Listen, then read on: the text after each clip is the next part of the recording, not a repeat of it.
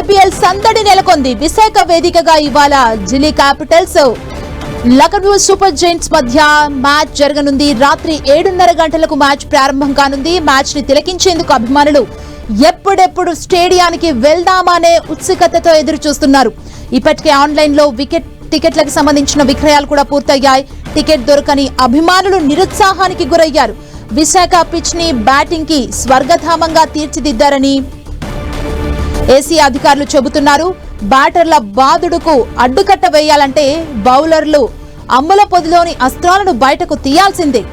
Lucknow captain Rishabh Pant, Delhi captain Axar Patel, KL Rahul ప్రత్యేక ఆకర్షణగా నిలవనున్నారు. ఈ మ్యాచ్ లో అభిమానులకు మంచి పరుగుల విందు అందిస్తుందనే అభిప్రాయం వ్యక్తమవుతోంది. స్టేడియం వద్ద 1700 మంది పోలీసులతో పటిష్ట భద్రత ఏర్పాటు చేశారు.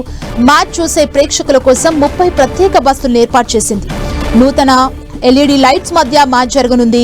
కొత్తగా 34 ఆడియన్స్ బ్లాక్లను ఏర్పాటు చేశారు. బాక్స్ కు సంబంధించి మ్యాచ్ 2 గంటల ముందు పాస్ ఉన్న ప్రేక్షకుల్ని లోపలికి అనుమతించనున్నారు.